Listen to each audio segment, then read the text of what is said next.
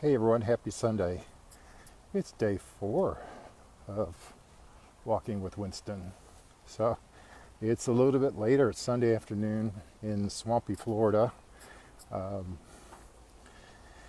and here our summertime rain pattern is back. That's why this is a little bit later than normal.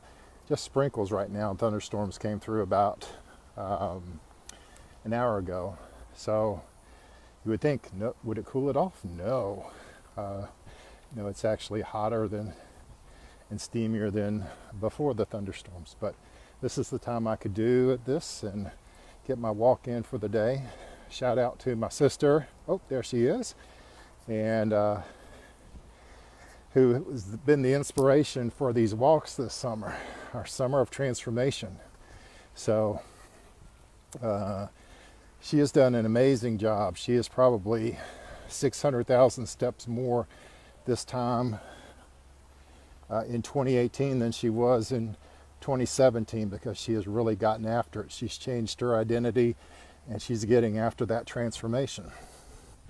And you know, when I've gotten great feedback from folks in terms of the videos. One of my college friends refers to this as sweating with the oldie.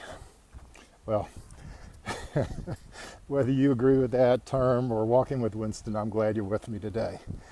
So the topic today is, how do we view change? Or how do you view change?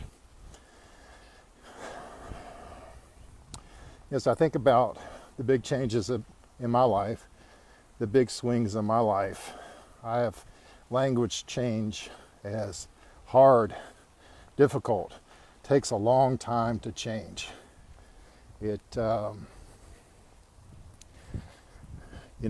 something that's scary, that is intimidating, that takes tremendous effort and fortitude and courage to change. And so, those things are all blockers. They're all things that keep us in our comfort zone. They keep us stuck. That kind of language about change. So, in the comments, give me some feedback. What do you think? When you hear the word change, what do you think it means to you? When you're facing a big change, what are the things that hold you back? For me, a lot of change is grounded, what stops or blocks change for me has been fear of the unknown, fear of success, fear of failure. If I take this big step in a business, or for my living, will I be impoverished? Will I succeed? Will it work? And personally, in terms of weight loss, just being in that comfort zone of the familiar is so much easier than taking on the change of transformation. But I'm reminded that the Bible uses the phrase, or a version of the phrase, fear not, 365 times, I've heard. That's one for every day of the year. Fear not. So fear is why we don't pursue change. Jesus and God tells us that shouldn't be the reason. At church today, one of the verses that was referenced was the famous one in Romans. Don't conform to the world, but be transformed by the renewing of our minds. And so one of the ways that we can be renewed is to fear not. Don't let fear be the reason that we don't change. And so it reminds me of another old adage, we are what we think about. And so as I go through this personal transformation, I'm really trying is not a great word. That's not a word I really like.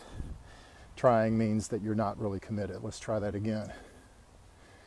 As I go through this physical transformation, I'm focusing my language and focusing my efforts on that new identity. As I mentioned in our Fitness Focus Mastermind, I've had to borrow the belief of others in my group that I can transform, that I can change. I can rely on their belief in me as a way to move forward in my own transformation. And so, hey there.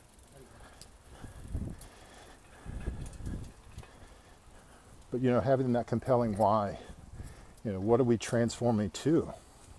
Or what do we hope that we're transforming to?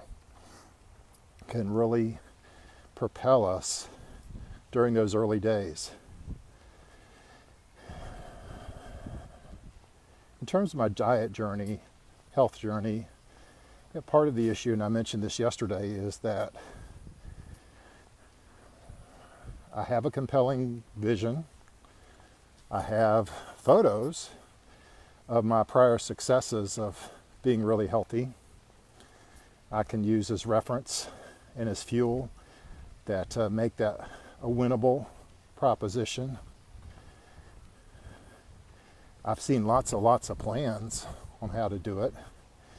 And instead of referring to external references this time, I'm referring more to the internal references of what's worked for me in the past. All of those are true. But there's another element that's really important, and especially for me. I like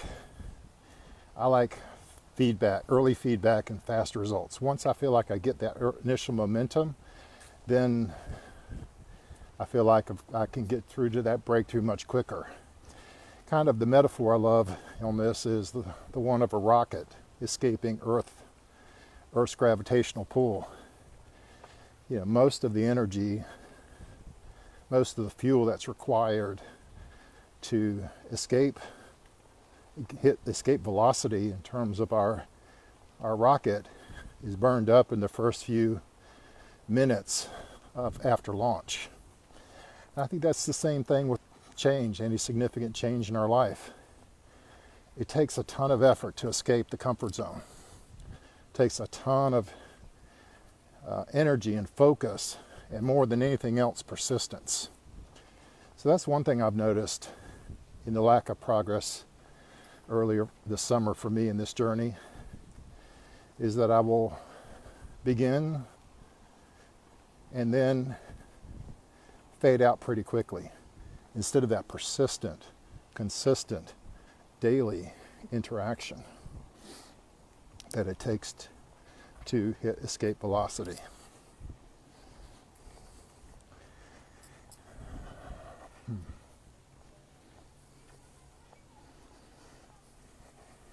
Fortunately, on my walks, I've gotten into a routine of now, this is nearly 8 weeks now, of 6 days a week, 6 days a week of exercise. So now it's becoming habitual. So that's very cool. That's hitting escape velocity. And now it's doing the other things that I know will work, that will help me hit escape velocity in the rest of my efforts. So let's talk about change.